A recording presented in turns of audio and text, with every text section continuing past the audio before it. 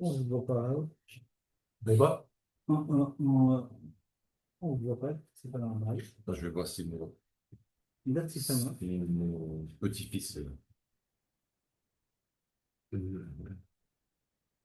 pourtant, tout est branché. Tout est branché. J'avais tenté tout à l'heure, ça marche. Ah, ben oui. Voilà. Là, c'est bon. Alors, nous dédions le cours Leilou Nishmat Chaya Daniela Batferla Mazouzi. On a les bracha. C'est bien aujourd'hui son. Aujourd'hui, Ça s'amuse ce soir. Voilà, exactement ce jour, donc le 16 Tammuz. Veille du 17 Tammuz. Oula, pour mon cœur, c'est ce qu'on veut faire. Alors aujourd'hui. Moi, c'est mon petit-fils peut venir. Oui. Tu es à côté, là, tu fais quoi? Non. Nous allons parler aujourd'hui du. Est-ce que tu peux venir parce qu'on a besoin d'un minyan? Il manque juste une personne. Tu peux monter si tu es disponible ou pas. Donc on aura donc Ici, le théo, aucun du 17 Tammuz. Et donc, Aucun. le Harizal dit. Tu arrives? Troisième étage. Troisième C'est étage. pas Yetzirah nous dit. 39 bis 59, je crois. 39. Moi, Le code est 37 B59. D'accord, ok. Ça va, il arrive. Donc il y a 12 kochot, 12 forces. Et il y a 12 mois. Chaque mois correspond à une force à un mois, une force en explitoire. Dibour, la parole, Yirour, la pensée, Reya, la vision, Shmia, l'écoute. Donc le mois de Nissan, c'est Koach HaDibour, la force de la parole. C'est pour ça que ce moment-là, on parle la Haggadah, le récit de la sortie d'Égypte. Quelle est, d'après le Harizal, la fonction du mois de Tammuz? C'est Reya, la vision. La vision. Alors, le problème, c'est que les visions du mois de Tammuz étaient plutôt négatives. Pourquoi? Parce que c'est le mois où il y a eu la faute du veau d'or, parce que Vayar Ha'am qui Boshesh Moshe. Le peuple a vu que Moshe tardait. D'accord? Et donc, ils ont fait le veau d'or à cause de ce retard. Deuxième réia, deuxième vision négative, c'est les Meraglim. Je vous rappelle qu'ils ont principalement, on va dire, il y a le mois de Av un petit peu, parce qu'ils sont rentrés le 8 Av, mais c'est surtout au mois de Tammuz qu'ils ont observé et visité Israël. Et ce regard est un regard négatif. On nous précise également que ce mois de la sortie d'Égypte, enfin, ce mois-là dont on parle ici, donc c'est le mois qui suit la sortie d'Égypte, eh bien, ce mois-là a été rempli, c'est-à-dire qu'il y avait 30 jours. Chaque fois, le mois de Tammuz, c'est 29 jours. Puisque vous savez que Rosh Chodesh Av, c'est toujours un jour. À l'exception de cette année, vous avez 2 mois, 2 jours, parce qu'il y a eu 30 jours dans le mois de Tammuz. Pourquoi? Parce qu'il fallait absolument qu'on revienne le 8 Av pour que le pleur ait lieu la nuit du 9 Av. Hachem voulait absolument que cette faute se réalise, se fasse entre le 8 et le 9, c'est-à-dire la nuit du 9 Av. Alors, ce mois-ci, les explorateurs ont une mission. Leur mission, c'est de voir, d'observer. D'accord? Vous verrez la terre sous calée, et la terre sur laquelle vous êtes installés, vous devrez l'observer et regarder cette terre. Donc, ils sont notre chaliar, notre intermédiaire, nos messagers, pour observer la terre. Vatikrevu elai kulchem. Donc, c'est bien une shlichut, c'est-à-dire une mission qui est celle de tout le peuple juif. Tout le peuple juif demande à Moshe d'envoyer des explorateurs qui sont leurs intermédiaires, leurs émissaires pour observer et regarder. Maintenant, ils étaient également les messagers de Moshe. Shlach lecha anashim. Maintenant, il faut savoir que la vision de Moshe, voir, c'est pas juste comme on pourrait penser, vous allez comprendre que il ne s'agit pas simplement d'observer comme un touriste, de faire des photos. Et ici, la vision, elle a une fonction. On nous dit que la vision de Moshe, Moshe qui a vu la terre d'Israël, il n'a pas rentré dans la terre d'Israël, il n'est pas rentré en terre d'Israël, mais il a vu la terre d'Israël.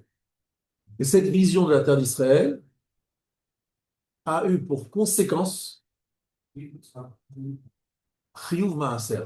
Il a sanctifié la terre, et à cause de cette sanctification liée à la vision de Moshe, eh bien, on est Chayav Maaser. Alors, ils auraient dû, de la même façon que Moshe, par la vision qu'il a eue de la terre, il a transformé la terre, il a sanctifié la terre. Normalement, les Meraglim auraient dû eux aussi avoir une vision, et on va expliquer de quelle vision, qu'est-ce qu'on attendait d'eux, où a été leur erreur, c'est ça qu'il va falloir un petit peu expliquer.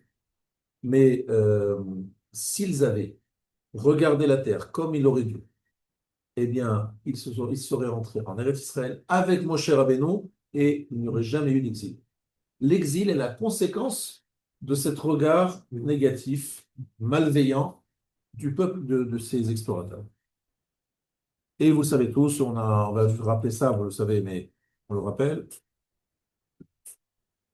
La Gemara dans Sanhedrin, page 104, nous dit qu'il y a une Megillah, la Megillat Echam. La Megillat Echam, c'est formé sous la forme du Aleph Bet. Chaque passouk, chaque verset commence par une lettre du Aleph Bet. Donc il y a 22 versets à chaque fois, sauf le troisième où il y a 3 fois le Aleph Bet. Mais chaque verset commence par le premier Aleph, puis après le deuxième verset Bet. Il y a une fois où il y a une inversion, c'est pour ça que je vais le dire rapidement, c'est que le P est toujours après le Aïn, Aïn et P. Là, dans Echa, vous voyez l'inverse. Vous voyez que le P se trouve avant le Aïn. Aïn, c'est 70, P, c'est 80. Normalement, c'est d'abord le Aïn et ensuite le P. Et dans l'ordre des psukim, des versets de Echa, il y a cette inversion. On connaît surtout cette Umara dans Sanhedrin, page 104. Et elle nous dit que c'est parce que littéralement, Ikdimu Pelaï. Ils ont devancé, la bouche a devancé l'œil. Alors, le Rav, il demande, là je cite le Rav Shapira, c'est le shiur de Rav Shapira. Donc la question est de savoir pourquoi on nous parle devancer l'œil, la bouche. La réponse, vous la connaissez, je la dis juste pour présenter les choses. C'est qu'en fait, vous savez très bien que lorsqu'on veut voir quelque chose, on a envie de voir quelque chose, on finit par exprimer ce qu'on a envie de voir. Enfin, et on est convaincu, on voit les choses parce qu'en fait, on a déjà une idée préconçue, déjà décidé qu'on va voir, qu'on va penser. Donc, on a envie de voir et finalement, après, on est convaincu. Ah, regardez, on voit, c'est la preuve, c'est bien ça. Mais en fait, c'est d'abord une conviction qui a prévalu à la vision. Et donc, cette conviction fait qu'on voit ce qu'on a envie de voir. Donc, c'est ce que disent ici. Il y a ici une altération importante de la vision. La vision n'est pas objective. Elle n'est pas objective, la vision. Elle est associée à des calculs, à des envies, Donc, ce n'est pas une vision propre. C'est une vision altérée. Donc, on a le mois de Tammuz, c'est pour ça que je commence mon shiur, enfin, je commence par le shiur, c'est que le mois de Tammuz, c'est le mois de vision, une vision altérée par la faute du Vaudor, Raoult. Ils ont vu quoi? Ils ont vu que Moshe est tardé. Mais non, Moshe ne tardait pas. Il faut juste savoir bien calculer le départ et le retour. Mais non, Moshe il est tardé, il ne va pas venir. Moshe il est mort. Moshe il est mort. Alors, c'est vrai que le Satan a pris le lit de Moshe, il avait l'impression que Moshe était mort. Mais tout ça, c'était une vision parce qu'ils avaient très envie de voir Moshe mort, parce que quelque part, ça les intéressait. En tout cas, une vision altérée de Moshe, de la mort de Moshe. Et ici, c'est une vision altérée de la terre d'Israël. On va essayer de comprendre comment et pourquoi. Alors, il faut savoir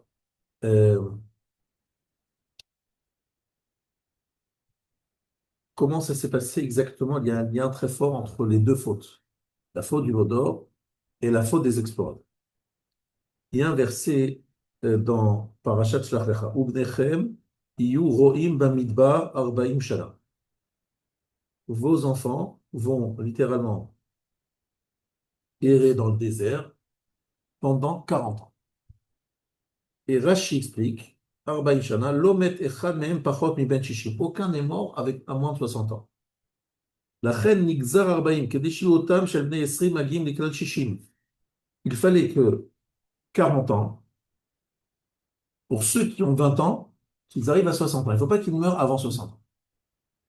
Mais ici, il dit un chidouche que peu de gens relèvent. Shana Rishona Haïta Bichlal. À partir de quand on compte les 40 ans? Moi, j'aurais compris à partir de la faute des explorateurs, qui est en fait la deuxième année après la sortie d'Égypte. C'est pas la première année. Et, euh, et en fait, non, c'est la première année de la sortie d'Égypte, pardon. Non, c'est la deuxième année, Maria, c'est la deuxième année. Donc, ça fait une différence d'un an. Le veau d'or, je vous rappelle, juste on se rappelle un petit peu de l'ordre, parce que c'est vrai que ne faut pas se tromper. Le veau d'or a eu lieu 50 jours après, enfin, 50 jours, non, 50 jours après, il y a eu le matin de Torah. Ah oui. Et le 17 Tammuz, on aurait dû recevoir les premières tables. N'est-ce pas? Donc, on est vraiment quelques mois, Tammuz, après le mois de Nissan, on est vraiment quelques mois après la sortie d'Égypte. Suite à la faute, Moshe va retourner dans la montagne encore 2 fois 40 jours, et il va obtenir les deuxièmes tables à Kippour. Kippour, on reçoit la deuxième table, tout se passe bien, on construit le Mishkan, on va l'inaugurer le Rosh Chodesh Nissan, puis après, on est au mois de Tammuz, donc c'est beaucoup plus tard, on envoie les Meraglim. Donc on est la deuxième année à la sortie d'Égypte, n'est-ce pas? On a déjà érigé le Mishkan, on a, n'est-ce pas? Et là, effectivement, ce qui est intéressant de relever, c'est que les 40 ans sont calculés depuis la première faute, celle du veau d'or, pas celle des Meraglim. Voilà. Chez Miché Assou et Taegel. Rashi explique pourquoi. Altak Zerazou de Mahashava. Ce décret, déjà, Hachem y a pensé au moment du veau d'or, mais au veau d'or, il a accepté la prière de Moshe. Mais lorsqu'il y a eu la deuxième faute, la faute des explorateurs, je me dit non, stop là, je vais mettre en application ce que j'avais pensé faire au veau d'or. Donc c'est un an plus tôt, on compte les 40 ans, parce que le veau d'or et les Meraglim se superposent, s'additionnent. Il y a dans les deux cas un problème de Réa, une vision qui est altérée, toujours au mois de Tammuz. Mais en fait, il faut comprendre que c'est une superposition de Avera. Alors, rappelons-nous, hein, la faute du veau d'or, c'est le 17 Tammuz, hein, c'est comme demain, c'est-à-dire la cassure des Luchot. La faute des Meraglim, c'est le 9 Av, 3 semaines plus tard. Donc, Il y a eu d'autres malheurs le 17 Tammuz. Dans le 17 Tammuz, il y a eu plusieurs catastrophes. Donc, finalement, C'est une date, voilà, aussi très négative, comme il y a 5 choses en fait, 5 choses le 17 Tammuz et 5 choses qui sont passées le 9 Av. Mais la chose la plus marquante, c'est quand même la cassure des Bouchot, le veau d'or, etc. Pourquoi Hachem a attendu 2 ans? Alors, justement, il a attendu parce qu'il disait, le veau d'or, je suis prêt à suspendre, à passer autre. Il était prêt à oublier la faute du veau d'or s'il n'y avait pas eu la faute des explorateurs. Mais lorsqu'il y a la faute des explorateurs, elle s'est superposée, elle s'est additionnée à celle du veau d'or, et donc finalement, Ça, c'est ça s'est aggravé. agréable. Facteur aggravant plus que ça, mais c'est une récidive, vous voyez, c'est un peu une forme de récidive parce que de nouveau une vision négative. Tu trouves qu'elles ont un lien entre les deux? A priori, voilà, c'est ça le problème. A priori, il n'y a pas beaucoup de liens, c'est compliqué de comprendre le lien qui est entre les deux. C'est vrai que c'est pas évident. Il y a juste un mot qui dit Beyom Pokti ou Pokadeti Alechem Khatatam. C'est un verset qui dit le jour où je me souviendrai, je me rappellerai de votre faute. Donc il y a ici une répétition. Le jour où je me souviendrai, c'est pour rappeler qu'il y a 2 fautes. Le veau d'or, etc.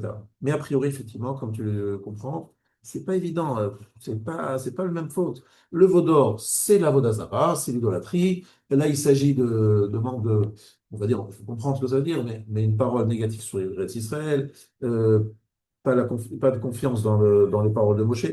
On ne voit pas trop le lien qu'entre les deux. C'est une des raisons pour laquelle je voudrais expliquer aujourd'hui. Alors, pour revenir maintenant à Matan Torah, parce que nous avons besoin de revenir à Matan Torah pour expliquer ce que nous voulons expliquer aujourd'hui, nous allons rappeler, surtout vous savez sans doute, que la Matan Torah, nous avions reçu 2 ktarim, c'est 2 couronnes, un par rapport à Naasé, on a dit Naasé Venishma. Donc, par rapport à Naasé par Nishma, nous avons reçu 2 couronnes.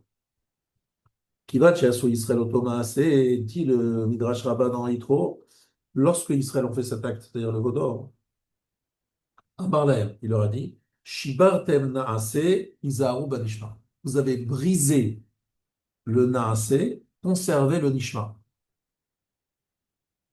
C'est-à-dire le naasé. Naasé, c'est nous allons faire. Nishma, nous allons entendre, nous allons comprendre. Le naasé a été détruit par le Vaudor. Hachem nous dit attention, vous avez brisé le naasé en faisant le Vaudor. Faites attention au nishma. Ce que ça veut dire. Bon, on va essayer de comprendre. Et ça, c'est évidemment là le Rav qui se révèle un petit peu son originalité. Le Rav, il va expliquer des choses qu'on connaît tous, mais à sa sauce, avec sa compréhension à lui. Alors, qu'est-ce que ça veut dire? Qu'est-ce que ça veut dire le Keter, la couronne de Naasé, par rapport à Nishma? Alors, pour bien l'expliquer, le Rav nous dit la chose suivante. La Gemara dans Shabbat 88 raconte que Rava était en train d'étudier la Torah, et il y a un Sadducéen, Sedouki, qu'il avait eu en train d'étudier, mais au moment de son étude, il avait appuyé avec son pied sur son doigt. Il n'avait pas fait attention, mais à force d'appuyer, il y a eu du sang qui coulait. Et Rava était tellement concentré dans son étude qu'il ne voyait pas du tout le sang. Il ne sentait pas le sang couler. Et le Tsedouki, je vous rappelle, il dit, mais qu'est-ce que c'est que cette folie? Vous êtes un peuple un peu... Pézisa, ça veut dire empressé, voire même plutôt irréfléchi. Voilà. Vous avez pris la Torah sur vous. Lui, qu'est-ce qu'il comprend, le Sadducéen? C'est que même pour un chacham comme Rava, la Torah est difficile. C'est pas facile à comprendre. Donc il le voit en train d'étudier avec beaucoup, beaucoup d'attention il comprend que la Torah, il la comprend pas. Il a du mal à comprendre. Il est tellement, tellement perturbé qu'il n'arrive pas à comprendre, à tel point qu'il va se blesser. Donc il dit que ça a été un peu rapide parce que c'est une Torah qui est un peu au-dessus de vous. C'est trop difficile pour vous. C'est au-delà de votre perception. Donc vous avez été un peu. Et Rava lui dit, nous, Thomas Tachari, nous sommes dans la confiance avec Hachem, etc. Et peu importe la réponse de Rava, ce qui est important, c'est l'image ici que donne ici le Rav. Il nous dit, il explique de cette façon-là. C'est qu'en fait, Yeshkan est à Koach HaMiuchad chez le Israël, chez Mekabil Torah Imagouf. C'est ça que je voudrais expliquer. Le peuple juif reçoit la Torah avec le corps. Qu'est-ce que ça veut dire recevoir la Torah avec le corps? Eh bien, il nous dit, Moshe Rabbeinu, lorsqu'il a reçu la Torah, il a quand même fait un export 40 jours, 40 nuits, ni il a mangé, ni il a bu, ni il a dormi. Qu'est-ce que ça veut dire? Moshe Rabbeinu nous dit que la Torah quelque part, arrive à s'imposer, même par rapport au corps. Le corps qui, normalement, a des besoins, a des exigences. Là, la Torah, quelque part, le remplit. Et pourquoi? Parce que le corps a reçu la Torah. Ce n'est pas seulement l'âme ou l'esprit. La matière a reçu la Torah. Non. Voilà. Eh bien, vous savez pourquoi? Parce que c'est écrit là-bas que Moshe Rabbeinu, lorsqu'il est monté sur la montagne, il est rentré dans le ciel, en fait. Le ciel est descendu sur la montagne, et donc il est arrivé là-bas. On lui a dit, vous savez, monsieur, ici, Moshe Rabbeinu, ici, ni on mange, ni on boit, ni on dort.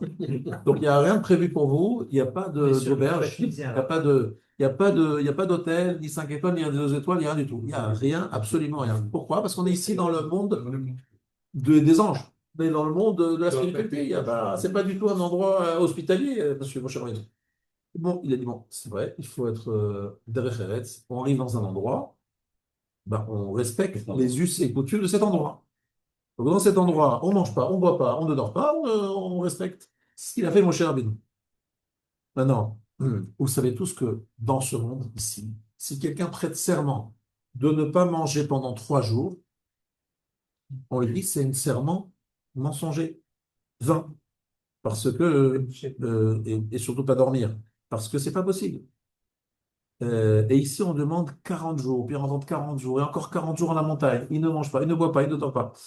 Alors, on sait que Eliyahu Hanavi, je ne sais pas si on le sait, mais Eliyahu Hanavi, il a mangé, et il a marché 40 jours et 40 nuits pour aller près du Gilouï, du dévoilement d'Hachem. Qu'est-ce que ça veut dire? Le Rav nous dit, c'est pas que ce sont des créatures spéciales, Moshe et Eliyahu, c'est pas des personnages qui sont hors normes. Oui, ils sont hors normes, mais ils sont pas d'autres, ce ne sont pas des corps différents. C'est des corps comme les nôtres. Et en fait, les nerfs, en général, c'est eux qui envoient un message au cerveau en disant, attention, tu as mal là, c'est une blessure. Tu es en train d'abîmer quelque chose. Là, les nerfs de Rava, il a des nerfs comme nous tous. Il n'entend rien, il sent rien. Il est complètement. Pourquoi? Parce que même le corps a reçu la Torah. Vous avez compris? Le corps, lui aussi, est devenu un Mekabel Torah. Donc lui aussi, il rentre dans une dimension qui est une dimension très spéciale. Une dimension hors norme. Le corps reçoit la Torah, c'est-à-dire le corps rentre dans une ambiance, dans une dimension qui est en dehors du corps. Mais le corps reçoit la Torah. Et un corps qui reçoit la Torah, eh bien, il n'a pas les mêmes réactions physiques qu'un autre corps. Parce que le corps de Moshe a reçu la Torah, parce que le corps du juif reçoit la Torah. Et ça, c'est ce que le Tzedouki a compris. Qu'est-ce que ça veut dire Naaseh avant Nishma? Non, c'est-à-dire que le corps reçoit la Torah. Le corps reçoit la Torah, ça veut dire qu'en fait, lorsque. Je vais vous donner un exemple très simple. Un exemple beaucoup plus récent que Rava et Moshe Rabbeinu et Eliyahu Hanavi. C'est le Rav David Yosef qui m'a raconté ça. Il m'a dit que son père, il devait faire une opération, et les médecins lui ont dit, au fils, ils ont dit, écoute, votre père, il va énormément souffrir, on peut pas lui faire d'anesthésie, c'est dangereux pour lui, pas d'anesthésie, on va l'accrocher, l'attacher au lit, et pendant une demi-heure, on va l'historier, machin, c'est extrêmement douloureux, mais on n'a pas le choix. Sans anesthésie. Bon, alors, il dit, écartez-vous parce que c'est horrible d'avoir les cris, les machins. Alors, il prévient son mec, et voilà, opération douloureuse, c'est vraiment désolé, etc. Il leur dit, voilà, donne-moi un quart d'heure avant de commencer, un quart d'heure avant, préviens-moi. Bon, un quart d'heure avant, il prévient, et tout se passe, mais aucun bruit, aucun mouvement de la part du rat. Donc, après l'opération, les médecins, le fils, il se rapproche de son père, il dit, papa, tout va bien? Il dit, mais quand est-ce que vous commencez? Quand vous commencez? Il pensait qu'on n'a pas commencé. Alors, cette chose-là, je n'ai pas vu seulement chez lui. Le Rav Steinman, c'était la même chose. Il avait une opération aux dents extrêmement douloureuse, sans vraiment des gens qui sont capables de faire en sorte que leur corps, comme si elle était C'est le complètement. monde quantique. Voilà. Il y a un corps qui est resté, Voilà. l'autre corps est Au parti. Vietnam, c'est comme ça. Au Non, non. Vietnam, ils opèrent comme ça. Au Ouais. Vietnam, Au Vietnam, ils appellent ça. Alors, il y a une notion, il y a aujourd'hui de l'hypnose. L'hypnose. Sauf qu'eux, ils n'ont Là, pas c'est fait pas- d'hypnose. Là, c'est pas l'hypnose. Pas l'hypnose. C'est-à-dire une capacité à quelque part faire en sorte. C'est ça qui veut dire. Je veux dire, le corps reçoit la Torah, ça veut dire que tout simplement, le fait que Moshe ait reçu la Torah 40 jours, 40 nuits, il n'a pas dormi, il n'a pas mangé, il n'a pas bu, c'est son corps, c'est aussi son corps qui a reçu la Torah. C'est-à-dire que le corps qui reçoit la Torah, c'est un corps qui est différent, quoi, qui prend d'autres forces. Il prend une dimension différente. Moi, je vous dis très franchement, même à un petit niveau, j'ai vu des amis à moi, franchement, ils sont capables de concentration pendant des heures. Je dis, franchement, aujourd'hui, je suis concentré après 20 minutes. Aujourd'hui, on considère que la plupart des gens sont plus concentrés. Concentrés pendant 12 heures, 15 heures, 18 heures. C'est pas humain, c'est surhumain. Déjà, ça, hein, sans souffrir, sans se priver de nourriture. Je dis, franchement, moi-même, j'ai été subjugué par ces gens-là, hein. C'est des gens que j'ai connus qui vivent aujourd'hui et ils sont incroyables, incroyables.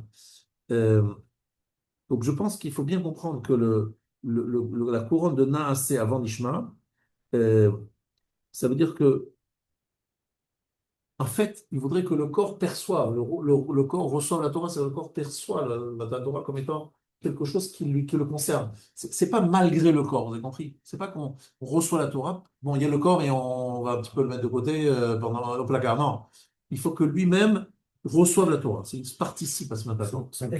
Est-ce que la Torah ne calmerait pas ce qu'on appelle les Tzara, c'est l'instant? Parce que c'est tout le rôle de la Torah. La Torah, c'est vrai qu'elle écrit Tavlin. Tavlin, pour les Tzara, ça veut dire elle calme ou elle apaise, etc. Oui, mais c'est plus que ça ici.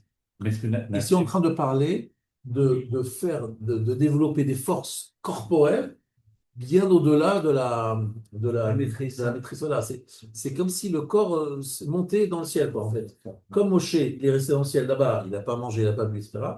Eh bien, chacun qui reçoit vraiment la Torah avec son corps, il est capable comment on peut y comprendre la Mishnah qui dit Pad bamelach tochal, ou ma'im amisura tishte, ashrechem ba'olam hazeh. Vous êtes heureux parce que vous mangez juste un morceau de pain et un peu d'eau. Ça veut dire que quelque part, le corps aussi, il profite, il participe à la Kabbalat Torah, ce qui le dispense de certaines euh, connexions avec la matière, mais pas parce qu'on l'efface, parce que lui aussi reçoit la Torah. Je voulais dire ça. Non, je te dis parce que Naasé, ce que nous allons faire, c'est l'action. C'est l'action. On peut dire que c'est le matériel. Exactement. Alors que Nishma, C'est la comprendre, c'est le compréhension. spirituel. Exactement. Donc c'est pour ça que je dis que le Naasé, qui est l'action, la faute du Vaudor a brisé le Naasé. C'est-à-dire que les Mekablé Torah, comme il dit, Mekablé Torah Amitiyim, lo hayu yocholim lasot Naasé kazé. Des gens qui acceptent la Torah, qui sont des gens authentiques, n'auraient jamais pu faire l'action du Vaudor. Mais il y a beaucoup de travail qui mangent beaucoup. Très, très peu. Très peu. Alors, encore une fois, ouais, effectivement. Mais il faut savoir qu'il y a aussi des non-juifs qui sont passionnés par certaines choses et qui sont capables de manger très peu en étant passionnés. Mais là, ce que je voudrais, c'est que de la même façon que Moshe Rabbeinu a reçu la Torah avec un corps, il n'était pas désincarné, il était avec son corps. Et son corps, finalement, n'avait les besoins minimaux du corps n'étaient pas du tout assouvis. Et quand même, il a reçu la Torah, et en fait, quelque part, il nous invite, mon cher Rabbeinu, à le rejoindre, entre guillemets, et qu'au moment de Kabbalat Torah, lorsqu'on reçoit la Torah, d'être totalement dans un corps et l'âme qui font une paire, comme si l'Aneshama, le corps, faisait une telle union que les besoins sont différents. Alors, il faut savoir que le rôle des Meraglim, des explorateurs, était beaucoup plus important que ce que vous pensez. Ce n'est pas juste une mission, entre guillemets, pour rassurer ceux qui doutaient, est-ce que Eretz Israël était aussi belle, aussi machin. C'est vrai que lorsqu'on lit le texte, on a l'impression que c'est ça. Mais en fait, ils auraient pu réussir cette mission et faire quelque chose de très grand. Lequel? En fait, il faut quand même savoir que, quelque part, on n'arrive pas bien à comprendre leurs problèmes. Il y a ici une terre qui est très belle. La preuve, c'est qu'ils rapportent une vigne, un grappe de raisin. Ouais. Ils sont 8 à la portée. Mais est-ce que vous savez ce que disent les Haram? Ils disent que de cette grappe de raisin, on a transformé en vin, on a fait les Nessachim, les libations, pendant 40 ans. Voilà. C'était tellement énorme qu'on l'a transformé en vin. Donc le vin se conserve, on sait bien. Mais 40 ans, grâce à une grappe de raisin. Pour faire les libations, c'est les libations qui accompagnent les sacrifices. C'est quand même incroyable. C'est la Gemara dans Zvachim, page 111. D'où avait-il le vin dans le désert? C'est de ce Eshkol à Navin, de cette grappe de raisin. Ça a pris 40 ans. Pendant 40 ans, ils avaient le vin nécessaire. Alors, donc ils vivent à une terre quand même incroyablement bénie. Quel est le problème? Alors, le problème ici, c'est que la Kabbalat Torah devait se faire à deux moments. Elle devait se faire au moment de Matan Torah, mais elle devait se faire aussi en Eretz Israël. Eretz Israël était la complémentarité de Kabbalat Torah. De la même façon que Moshe Rabbeinu restait 40 jours dans la montagne, ainsi les Juifs devaient rester 40 jours en Eretz Israël. C'est 40 jours, 40 jours. Pourquoi? Et là, le Rav, il explique. Avot qui vont être kol Torah kula aval rak be'Eretz Israël. Les Avot m'ont appliqué et ont appliqué la Torah que en Eretz Israël. Vous savez qu'Avikov Avinu était marié avec 2 sœurs. Mais ça, c'était en dehors d'Israël. Lorsqu'il arrive en Eretz Israël, qu'est-ce qui s'est passé? Rachel et Nifteret. Pourquoi Rachel et Nifteret? Parce que c'était 2 sœurs. Donc en dehors d'Israël, ça a fonctionné, 2 sœurs, mais en Eretz Israël, ça ne fonctionne pas.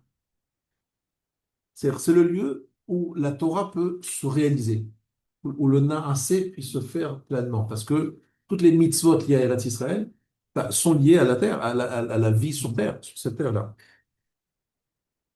Donc ça veut dire. Pourquoi les décédés, je comprends pas. Pardon? Pourquoi les décédants et qu'elle est en train de Noël Parce que c'est 2 sœurs. Sinon, Jacob aurait été marié avec 2 sœurs. Ah oui. Et il avait le droit en dehors d'Israël, mais pas en Eretz Israël. La Torah n'était pas donnée quand il sera avec nous.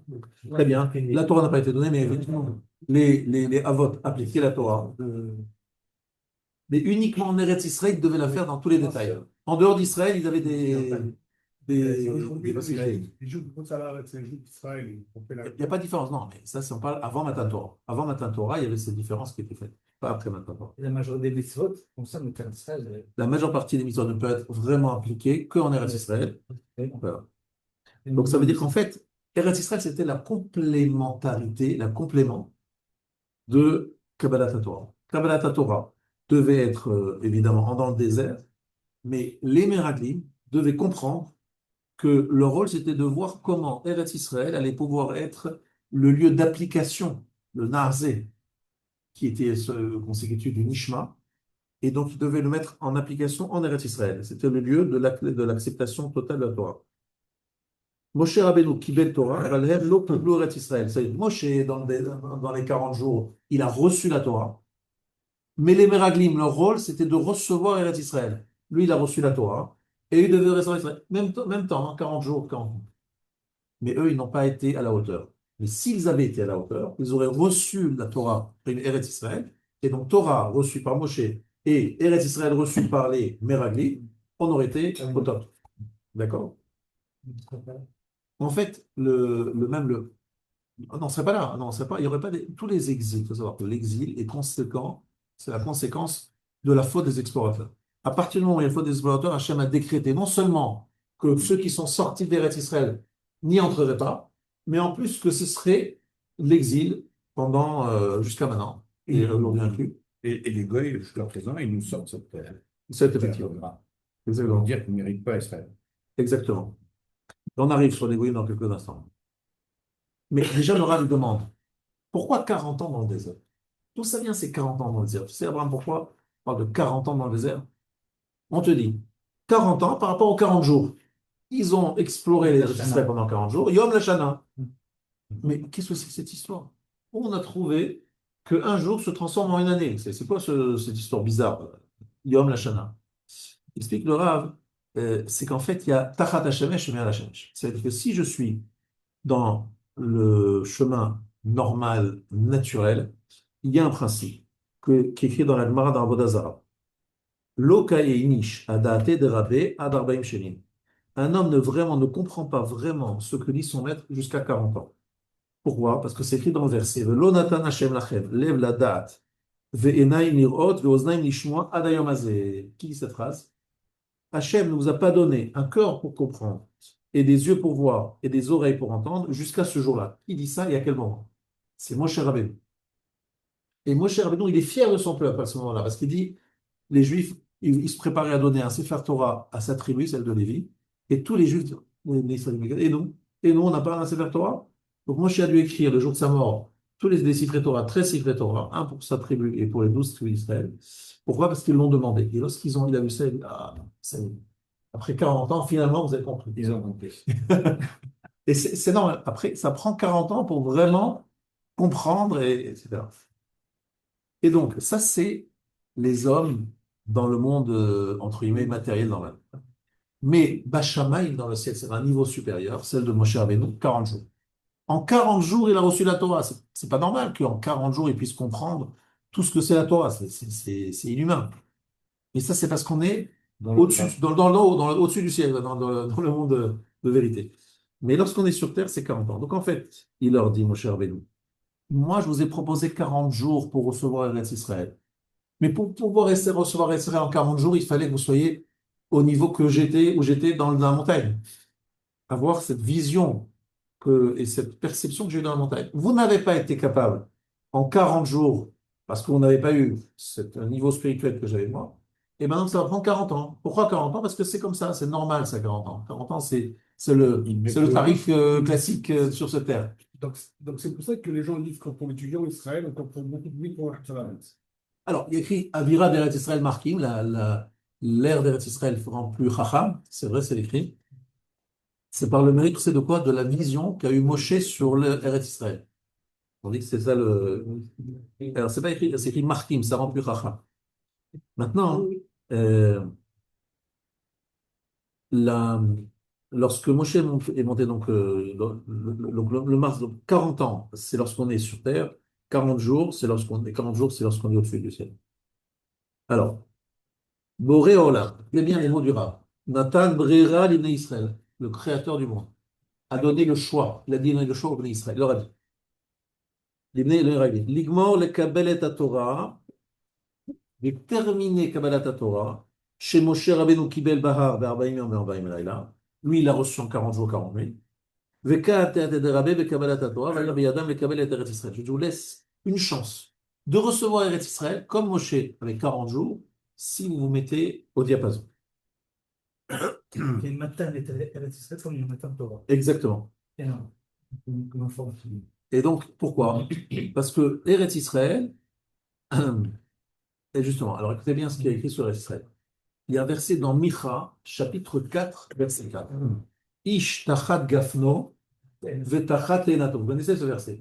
Un homme sous sa vigne et sous son figuier. Alors, qu'est-ce que ça veut dire? Ça, on parle de la fin des temps, que tous les Juifs retrouveront leur figuier et leur vigne. Bon, alors je ne sais pas si vous connaissez un peu des vignes, je crois que vous connaissez bien. Si vous voulez vous abriter dans une vigne, il n'y a pas beaucoup d'ombre. Hein. Les feuilles sont plus petites. Les feuilles sont petites, c'est des petits arbustes. Ouais. Franchement, si vous voulez vous Il y a abriter. aussi de belles vignes. Pardon? Il y a aussi de très belles vignes qui couvrent bien. Ouais, bon, moi ce que j'ai vu Je l'ai connu. en Alsace et en Brique, c'est Les plutôt, grandes arbres c'est de plutôt Il faut aller à la Goulette. Il faut aller à la Goulette. à la boulette, d'accord. Il faut vraiment se mettre là. Par contre, un figuier, oui, un figuier, c'est beaucoup. Alors, la question est de savoir, vous allez vous mettre sous la vigne et sous la figuière. Donc, pourquoi j'ai choisi ces deux fruits? Il rappelle des fruits de la faute. Exactement. En plus, c'est les fruits qu'on dit de la faute. Exactement, mais il manque le Il manque le blé. blé. Il manque le blé, oui. Alors, il y a effectivement dans Yeshaya, chapitre 23, verset 18, Lo yatser velo yichasen ki la yoshvim lifnei Adonai yesachra lechol le sova ou le mchase atik. Qu'est-ce que ça veut dire, le mchase atik? Ça veut dire Sitre Torah. Ça veut dire qu'Akadosh Baruch Hu a caché certaines choses. Atik Yomin, il a caché les choses. Il y a ce qu'on appelle les Sitre Torah, les Torah, la partie de la Torah cachée. Il y a ce qu'on appelle les Ta'ame Torah, c'est-à-dire les raisons pour lesquelles on fait les mitzvot. Pourquoi est-ce qu'on fait telle ou telle mitzvah? Ça, on doit le dévoiler. On doit cacher les Sitre Torah, mais on doit dévoiler les Ta'ame Torah. Et donc, lorsqu'on dit Ishtachat Gafno, Ishtachat Te'enato, Geffen, c'est évidemment le sod, la valeur numérique de Yaïn, du vin, c'est sod, c'est 70, hein, 70. Alors que Te'ena, c'est Ta'ame Torah, parce que la Te'ena, la figue a un très bon goût. Et donc, c'est ça la notion de Ta'ame Torah, le comprendre le sens de la Torah. Ça veut dire que ils devaient. Alors, donc, ça veut dire quoi? On nous promet que lorsqu'on retrouvera Eretz Israël, à la fin des temps, on aura le mérite de comprendre Geffen et Te'ena, c'est-à-dire le sens profond des mitzvot, la raison profonde des mitzvot. On comprendra les Sitre Torah, les choses cachées.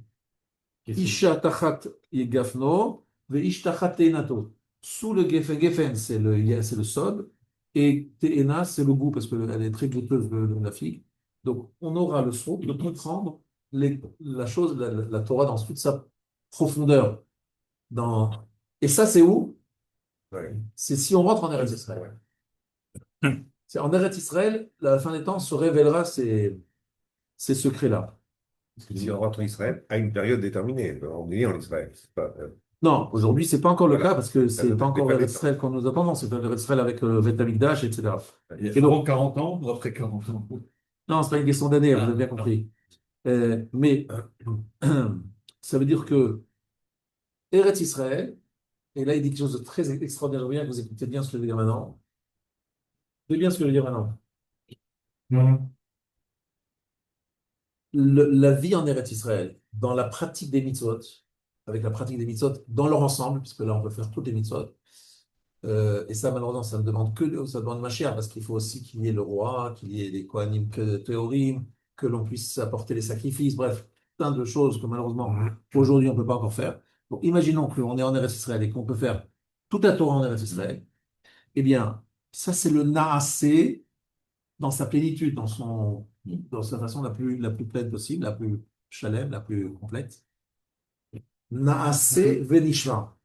C'est grâce à l'application, à la réalisation de toutes les mitzvot de la Torah, nous allons nishma, nous allons comprendre le profondeur et le sens véritable de ce que sont les mitzvot. Le sod à Torah et le ta'amé Torah. Naaseh le nishma. Et ça, c'est lié à une vie sur Eretz Israël qui nous permet d'appliquer toutes les mitzvot. On a un assez total qui aborde le nishma. Et en fait, ce qu'on proposait au Meraglim, c'est de comprendre l'urgence de rentrer en Eretz Israël. On a reçu la Torah, très bien, on a reçu la Torah, mais pour la mettre en application, Comment on l'applique politiquement? voilà, comment on l'applique vraiment, c'est en Eretz Israël. Ça. Donc il faut que vous compreniez que Eretz Israël, c'est la Très suite important. logique, parce que c'est le Naaseh qui me permet le nishma. Et on en voit la difficulté aujourd'hui. Alors, la Comment difficulté. appliquer la Torah, avec l'étude de la Torah, le récital. Alors, déjà, l'étude de la Torah est très réduite, la compréhension de la Torah est très réduite. Elle est réduite pour différentes raisons, mais une des raisons, c'est parce qu'on ne peut pas l'appliquer vraiment, totalement. Déjà, dans la partie qu'on n'applique pas, qu'on ne réalise pas aujourd'hui, on a du mal à comprendre. Imaginez ce que c'est un sacrifice, les libations, les lois du roi, etc. Ça, ce sont des règles qui nous paraissent un petit peu abstraites. Mais c'est un peu plus profond que ça, hein. C'est que lorsque vous arrivez à réaliser le Naaseh dans sa plénitude, c'est que vous avez une sorte, je donne toujours cette image. Vous voulez envoyer un mail, il faut que le mail soit précis. Le point, le tiret du 6, le tiret du 7, bref, chaque chose doit être extrêmement précise. Sinon, rien ne passe. Le message ne passe pas du tout. Ça veut dire quoi que Ça veut dire quoi? ne voulait pas Ça veut faire dire ça, ça veut dire que les Meraglim, qu'est-ce qui s'est passé? Ils ont mal vu. Alors, on va expliquer ce que ça veut dire. Qu'est-ce qu'ils ont mal vu? Mais ce que je voudrais leur dire, c'est qu'ils avaient une mission de voir, c'est-à-dire de voir l'application de la Torah en Eretz Israël. Qu'est-ce qu'ils ont vu, eux? Ah, mais il y a des géants, on n'y arrivera pas, on ne rentrera pas. Ah, attention. Là est le point très important. De la même façon que j'ai essayé de vous expliquer que Moshe Rabbeinu, il était sans manger, sans boire et sans dormir pendant 40 ans. Parce que je vous ai dit que là-haut, sur la montagne, Ouais. il était dans un autre, dans une autre domaine, dans une autre dimension.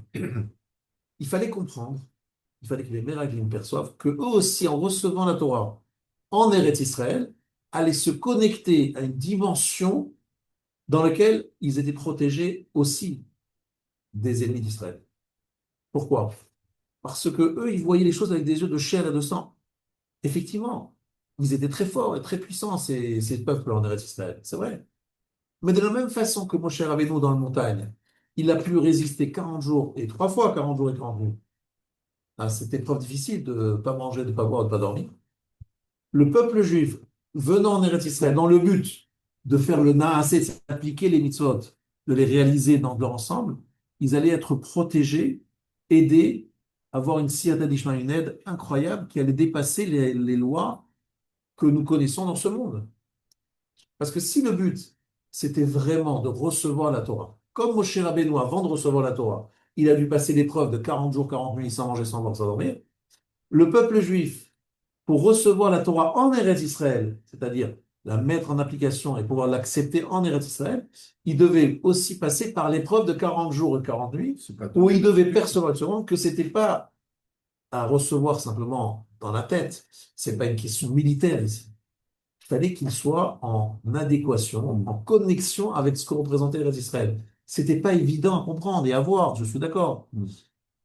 Mais il fallait comprendre que Eretz Israël, ce n'était pas juste une question technique. On va les mettre où, les Juifs? Il faut bien les mettre quelque part, donc il faut les mettre ici. Tiens, c'est joli, c'est pas joli, c'est beau. C'est pas du tout ça le sujet, vous avez compris. On est en train de recevoir la Torah. Il faut absolument que Eretz Israël suive, parce que c'est le lieu d'application de la Torah. Donc, si on reçoit Eretz Israël, la Kabbalat Torah est parfaite et totale, et donc on peut se reconnecter à Moshe Rabbeinu avant, qui a reçu la Torah d'une façon totalement surnaturelle. C'est-à-dire les règles de la nature ne s'appliquent pas pour ceux qui veulent recevoir la Torah. Comme Moshe Rabbeinu, il a reçu la Torah, les lois de la nature ne s'appliquaient pas pour lui. Voilà. Et le corps était transcendé, et donc il n'avait pas ces besoins que nous connaissons nous.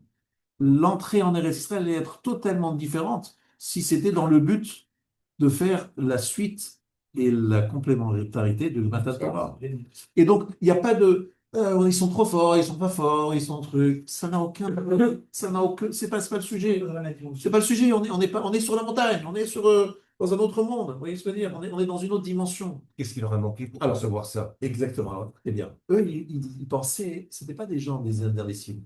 Ils pensaient qu'ils n'avaient pas le droit, pensaient de ne pas être au niveau de recevoir des miracles aussi importants, d'aller au niveau de recevoir de la Torah d'Eretz Israël en si peu de jours. Donc, ils ont eu un manque de confiance en eux, qui a pour origine aussi une volonté de rester dans le désert, de rester dans une certaine confort, de garder un certain statut, de ne pas changer de vie, etc. La peur de l'inconnu est aussi. Et donc, finalement, ils avaient envie de voir ce qu'ils ont vu. Mais s'ils avaient ils avaient pris un peu de hauteur et qu'ils avaient vraiment cherché, moi, je pense que si j'étais à leur place, je serais revenu voir Moshe. Je lui ai dit, Moshe, juste on veut parler avec toi. Avant de parler au peuple, on veut te parler. Et ils lui ont expliqué exactement ce qu'ils ont vu et leurs doutes. Moshe leur a expliqué ce que je vous explique. Il leur a dit, mais attendez, vous n'avez pas compris. Si vraiment ce projet se réalise, il n'y a aucun problème, n'ayez pas peur, il y aura des règles. Alors pourquoi ils ne sont pas allés voir Moshe? Vous savez pourquoi? Je vous raconte quelque chose de très important. C'est qu'ils avaient une information, ils ne voulaient pas la dire à Moshe. L'information venait de Eldad et Médad, qui avaient dit, Eldad et Médad, ce sont les deux prophètes qui sont restés dans le camp, ils ont dit, Moshe met et Yoshua Marnis. Moshe va mourir et Yoshua va faire rentrer. Donc ils se sont dit, on va parler à Moshe, on parle avec Moshe, on va lui dire quoi? On va lui dire, tu sais que tu vas mourir? Non. Non, on va lui dire ça. Donc, comme lui, Moshe, il lui manque une information. Il ne sait pas que lui va mourir. Donc, nous, on ne peut pas lui poser la question. Mais il sait déjà que. Non, il ne sait pas qu'il va mourir. Moshe. Non, pas mourir. Il sait qu'il va partir en Israël. Non, il ne sait pas. Non, il ne sait pas. Il sait pas. Il sait pas encore. Il sait pas. Parce que la faute de Choukat, on en a parlé la semaine dernière, la faute de l'eau de discorde, ça s'est fait à la fin des 40 ans. Donc, au début des 40 ans, là, on est au début des 40 ans. Donc, il ne sait pas du tout qu'il ne va pas rentrer. Donc, pour lui, Moshe, il va rentrer, il n'y a aucun doute. Mais eux, ils savent ce que Moshe ne sait pas. Et ils ne veulent pas lui dire. Non, Moshe, il va mourir. Enfin, donc, ils ne peuvent pas poser la question à Moshe. Ils peuvent imaginer qu'eux savent quelque chose que Moshe ne sait pas. Ils peuvent imaginer ça. Voilà. Eux sachent ça que Moshe sait. Oui, ils se disent que Eldad et Médad n'ont pas voulu le dire à Moshe. C'est honteux de dire à Moshe que tu vas mourir. Oui, mais En termes de vision. on peut imaginer que Hachem n'a pas voulu révéler à Moshe que lui, il allait mourir. Ça peut s'entendre. Vous voyez. Mais ils se sont dit, et comme ces Moshe ne rentrerait pas en Eretz Israël, ils se sont dit, on ne peut pas lui poser la question, mais aussi la conduite d'Hachem envers son peuple. Moshe, il a reçu la Torah en 40 jours, 40 nuits. Moshe, il a su, son corps s'est privé de manger. Ça, c'est Moshe. Et si Moshe va mourir, c'est plus la même chose. C'est Yoshua, c'est son élève. Total. C'est pas du tout la même chose. C'est pas la même dimension, c'est pas la suite de Kabbalat Torah. Donc, ils ont été trompés par cette prophétie. Et finalement, ils sont entrés, ils sont sortis totalement de la route, sortis de route. Pourquoi sortis de route? Parce qu'ils se sont dit, on n'y arrivera jamais, on n'a pas la force. Mais on parle de Kabbalat Torah. Non, c'est fini, Moshe va mourir. Donc si Moshe va mourir, c'est plus Kabbalat Torah. Ils ont été trompés par ça. En fait, qu'est-ce qui s'est passé? Il a une double mission, Moshe. Une terrible mission, puisque il va devoir. Déjà qu'il va monter. Voilà. Il ne sait pas et l'autre le savent. C'est ça. Non seulement, mais plutôt la plus importante, c'est qu'il ne va pas rentrer en Eretz Israël. Or, Moshe ne veut pas rentrer en Eretz Israël parce qu'il veut se prendre un beau terrain, etc. C'est un Lévi, de toutes les manières, il n'aura droit à aucun terrain. Il veut rentrer en Eretz Israël pour pouvoir justement appliquer la Torah dans voilà, de faire la Torah et de réaliser sa shirut totalement. Il veut faire sa mission jusqu'au bout. Il a sorti les Juifs d'Égypte pour les amener en Eretz Israël. Il sait que c'est très important. Et que d'ailleurs le Maharal dit que le fait que ceux qui sont sortis ne sont pas ceux qui sont rentrés, parce que c'est leurs fils qui sont rentrés, ça a été une catastrophe. C'est ça qui est à l'origine de tous les exils. Donc finalement ici on a une situation où ils sont très embêtés. Ils disent on va parler à Moshe, on ne peut pas parler parce qu'il ne sait pas la vérité, etc., etc. Donc on est ici dans une situation où leur vision d'Eretz Israël n'est pas du tout celle qui a été prévue. Alors il faut ajouter quelque chose.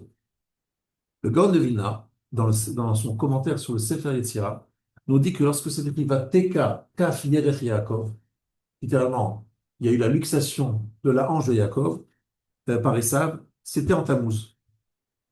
Le mois de Tammuz, c'est le mois où Esav, la main d'Esav, va toucher Yaakov, va le blesser, parce que c'est une blessure quand même. Après, on sait que ça va se remettre en place, mais ça va être la blessure ça se passe passer au mois de Tammuz.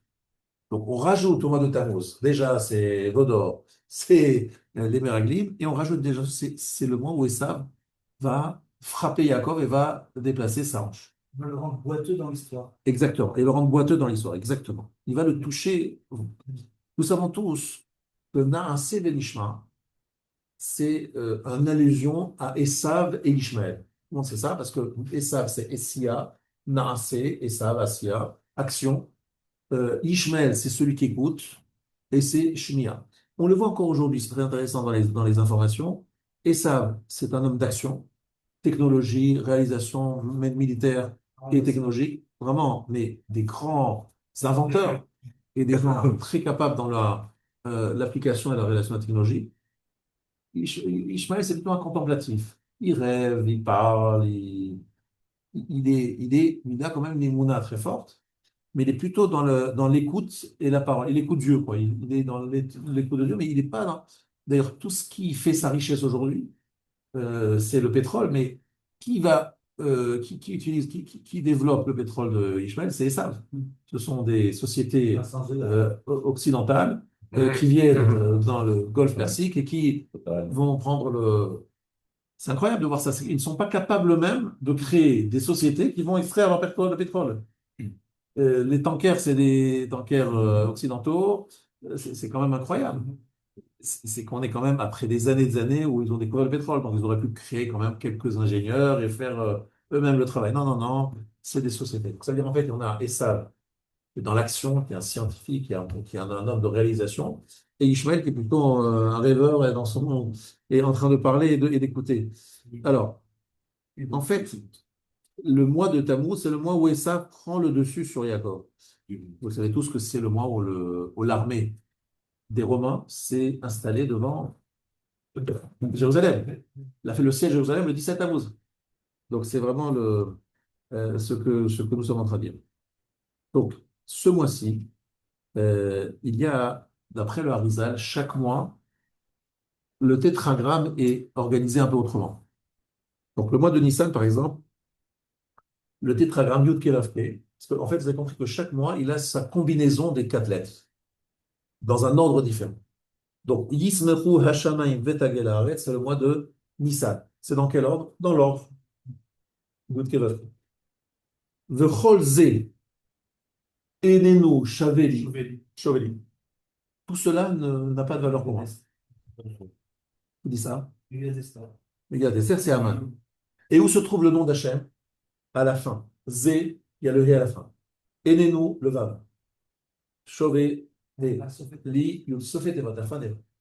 Et dans quel ordre? Exactement l'inverse. Le Yud Kei Vav Kei à l'envers. Alors. Et le Harizal nous dit, c'est le mois de Tammuz. Quel rapport avec cette phrase terrible de Haman? Il dit, Haman, il explose, il est Premier ministre, il a une richesse incroyable, il a obtenu le décret de la solution finale pour le peuple juif. Et tout ça, qu'est-ce qu'il dit après tout ça? Il dit, tout ça, non, chevalier, ça vaut rien, tout ça. C'est quoi cette phrase? C'est quoi cette phrase? Alors, là, le Rav de regardez, dans Zvachim, page 116. Au moment où Akadosh Baruch Hu a venu donner la Torah à Israël, Kol Malchei Mizrach u'Ma'arav achaztam ra'ada bechaleim. Les rois d'Orient et d'Occident ont été saisis d'un tremblement. Où ça? Dans leur palais. Parce que ça veut dire qu'ils ont senti Matan Torah. Qu'est-ce qu'ils ont ressenti? Un tremblement de terre, je sais pas, ils ont senti quelque chose. Ils ont senti qu'il y avait quelque chose qui se passe. Qu'est-ce qu'ils ont fait? Ils sont allés voir Bilam. Ils ont dit, Bilam, explique-nous, qu'est-ce qui se passe? Bilam leur a dit, Hachem, Oz, la Moïted. Hachem est en train de donner le Oz. Oz, c'est la Torah. Un seul. Il leur répond, il leur dit, voilà, c'est pour ça que vous sentez ce tremblement, parce que Hachem donne la Torah. Ils finissent la phrase, Adonai Yevarech et Amo Bashalom. Hachem bénisse son peuple, c'est les peuples qui disent ça, hein. Bashalom, en peu. Et qu'est-ce qu'il dit le Rav? Il nous dit qu'en fait, les Umot HaOlam attendent de nous que nous réalisions la mission pour laquelle nous avons reçu la Torah. Nous avons reçu Oz la Moïten, Hachem nous a donné la Torah. Adonai Yevarech Tamo Bashalom, ça veut dire quoi? Eh bien, c'est un verset qui nous dit Mi Goy Gadol, Asher lo chukim umishpatim tzadikim kechol haTorah zot, asher anochi noten lifnechem hayom. Qui est le grand peuple qui a des lois justes comme toutes les Torah que je leur donne aujourd'hui. Tirash im ta'asu otam, si vous accomplissez les lois de la Torah, techashvu chachamim unevonim, vous serez considérés comme des gens sages. Im lav, si vous n'appliquez pas la Torah, techashvu shotim, considérant que vous êtes des imbéciles. Ne croyez pas que vous allez impressionner les peuples du monde en étant les plus grands scientifiques, la Startup Nation. C'est vrai, officiellement, ça les impressionne, c'est vrai. Et ils se disent impressionnés par la réalisation d'Israël. Et quand même, vous voyez qu'ils ont une haine incroyable. Pourtant, ils reconnaissent la force incroyable d'Israël. Pourquoi ils ne sont pas admiratifs? Pourquoi l'admiration ne prend pas la part sur la haine? Parce qu'en fait, le problème, c'est que les Umot HaOlam, ils disent, mais c'est pas ça le rôle des Juifs. Adonai Yevarech Shalom. Leur rôle, c'est justement d'être des phares pour les nations, un repère moral des nations.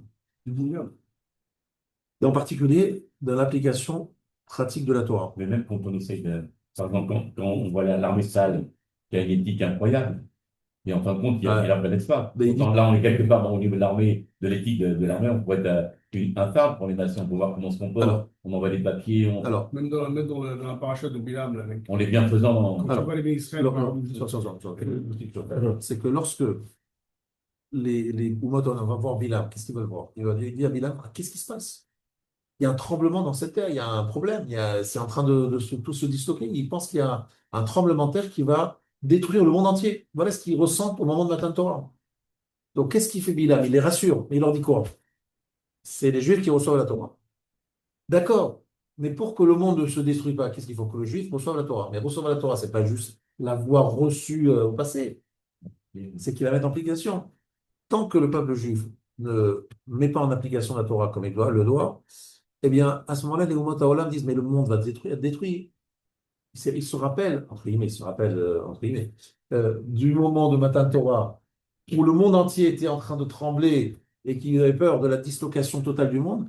Hachem leur a dit, non, Bilam leur a dit, non, ils reçoivent la Torah et c'est bon. Et alors ils disent, Hachem Yevarech Tamo Bashalom, s'ils reçoivent la Torah, ils les bénissent et qu'ils aient le shalom. Mais s'il n'y a pas cette acceptation de la Torah comme elle doit se faire, à ce moment-là, le monde est en danger, le monde est fragile, le monde est ébranlé par cette Torah. Donc ça crée une haine incroyable. Pourquoi ça crée cette haine? Parce qu'ils se disent, mais tout ce monde-là qui est fragilisé, c'est à cause des Juifs. C'est à cause d'eux que le monde est fragilisé. Ils disent, mais quel rapport? Le monde n'est pas fragilisé à cause des Juifs. Mais vous l'entendez, il dit ça, il le pense, c'est en ce moment en plus. Lorsque le Rav il a écrit ça, c'était il y a de longues années, il n'y avait pas la haine que nous connaissons aujourd'hui. Là, aujourd'hui, la haine, elle a apparu d'une façon incroyable. Mais ce que je veux dire, c'est que la fragilité du monde est perçue lorsque le peuple juif reçoit la Torah, mais ne la met pas en application. C'est ce que dit ici le Rav. Et donc, qu'est-ce que je veux dire, en fait? C'est que Kol Ze Eneno Shoveli, le mois de Tammuz, c'est Haman qui dit, mais il est plein de haine, il est tellement plein de haine qu'il ne supporte pas de voir ce Mordechai, même si c'est encore quelques mois, il sait qu'il va se débarrasser, ça ne vaut plus rien, ces jeux. C'est-à-dire qu'il peut avoir la richesse, il peut avoir la réussite matérielle, etc. Il dit, tant que ces juifs-là sont là et me menacent, sont présents, je ne suis pas bien, je suis une sorte de volonté de détruire le peuple juif comme étant la condition indispensable pour retrouver la paix, la sérénité dans ce monde. Pas pour le côté. Il a du mal à reconnaître ça. Exactement. Mais exactement. C'est un éconcept. C'est ça. Mais alors, il y a les chrétiens et il y a les musulmans. Ils ont un problème particulier. C'est que quelque part, notre réussite, c'est un peu la négation de ce qu'ils ont proposé. Eux, ils ont proposé, ils ont dit, nous avons été rejetés d'Israël, d'ailleurs par Esav. Et donc, si nous revenons en Israël, c'est gênant parce que ça veut dire que, quelque part, ils se sont trompés. Donc ça, c'est un problème par rapport aux chrétiens et aux musulmans. Donc, c'est déjà beaucoup de monde, hein, d'accord. Mais il y a d'autres personnes qui ne sont pas du tout ni chrétiens, ni musulmans, qui sont en détestation des juifs aussi. Parce que cette acceptation de la Torah, ce reception de la Torah, a créé une sorte d'attente de la part du peuple. Faites attention que le monde ne se disloque pas. Il va se disloquer si vous ne faites pas pourquoi Hachem vous a donné la Torah. Il vous a donné la Torah pour la mettre en application. Et donc, revenons à notre début du chiot. Le mois de Tammuz, c'est un mois où la vision que les Meraglim devaient avoir d'Israël devait être totalement différente. Ils devaient comprendre que l'Eretz Israël, c'était la suite de Matan Torah. Recevoir la Torah, c'est pas seulement la recevoir dans un désert où on ne peut pas faire grand-chose, c'est la mettre en application en Eretz Israël en mettant en place une terre avec les règles de la Torah, de A à Z, enfin de Aleph jusqu'à Tav. Ils n'ont pas compris que c'était ça leur mission. On leur a donné 40 jours, 40 nuits. Pourquoi? Parce on leur a dit, c'est comme Moshe 40 jours, vous aussi 40 jours. Comprenez que votre rôle, c'est de continuer, de terminer le travail. Le Naasé, c'est vous, ça dépend de vous.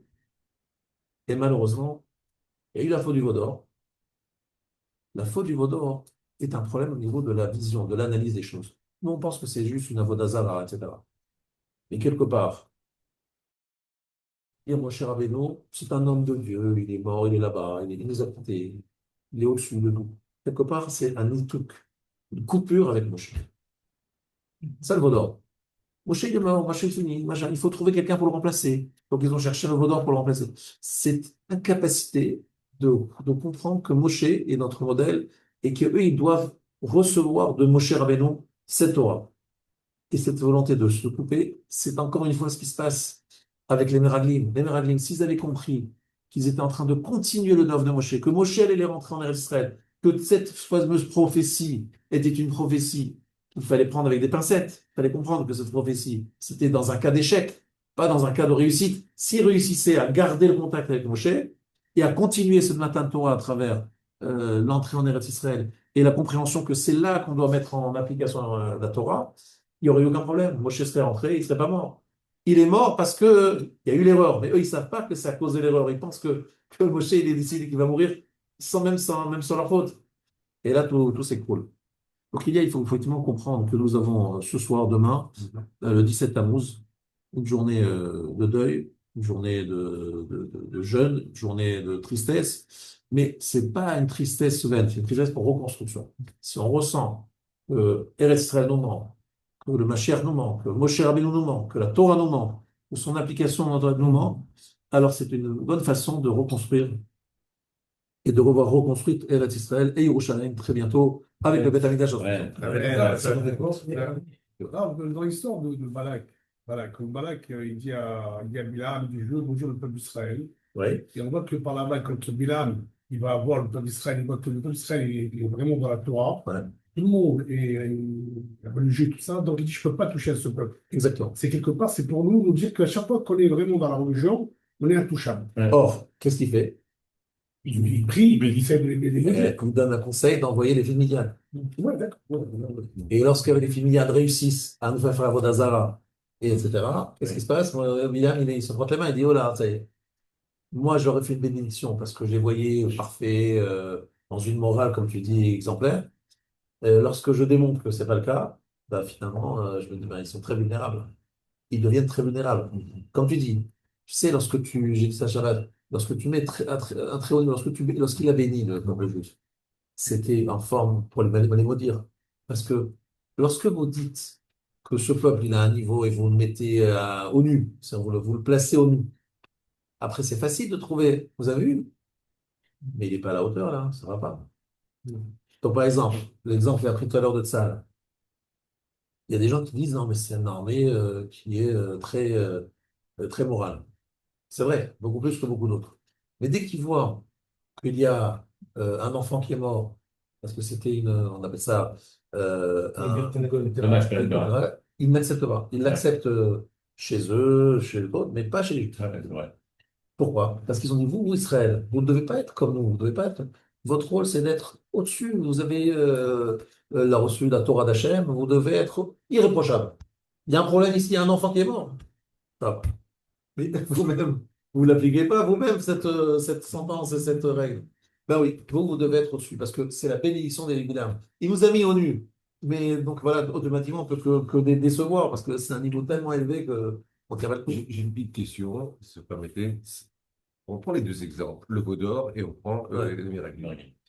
On dit la vision, ils n'ont pas vu dans le veau d'or, et les Meraglim, ils n'ont pas mis en application. Très bien. Mais dans les deux cas, il y a un point commun. est un point commun difficile à régler, c'est le prix celui de la confiance en Hachem et en eux-mêmes. Voilà. Ce sont des gens qui sont au-dessus du lot. Ceux qui ont été envoyés en Meraglim, c'est pas les n'importe qui, c'est les chefs de tribu qui sont des Chachamim, des chefs Chachamim, plus qu'eux, ça n'existe pas. Et pourtant, même ces gens-là, en arrivant sur une terre où ils devraient donner des leçons à tout le monde en disant ça va être compliqué, mais on va y arriver parce qu'on a confiance, ils n'ont pas confiance.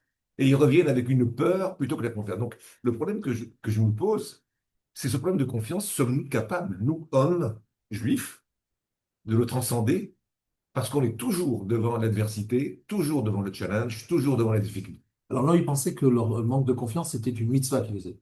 Ils pensaient être dans la mitzvah, c'est-à-dire on doit se remettre en question, il ne faut pas avoir trop confiance en soi, il ne faut pas être orgueilleux, prétentieux. Et donc eux, ils pensaient au contraire, se dire on ne mérite pas les miracles, on n'est pas assez hauteur. C'est en fait souvent motivé par, entre guillemets, quelque chose de positif. Mais le problème qu'il y a, c'est qu'il y a un moment où il faut se lancer, quoi. Il faut y aller. Donc, si Moshe et Akadosh Baruch Hu te disent vas-y, bah, tu ne poses pas de questions. Et ce manque de confiance en eux n'a pas sa place, même si tu as si on te dit vas-y, tu y vas. C'est un manque de confiance en eux ou dans le peuple. Alors en fait, on avance même dans les leaders et le peuple, ça va ensemble. Parce que les leaders suivent le peuple suit les leaders. Faire un lien. D'un certain niveau, le leader, voilà, C'est les barrières. il doit se mettre à l'auteur. Et si lui il se met à l'auteur, le peuple suit.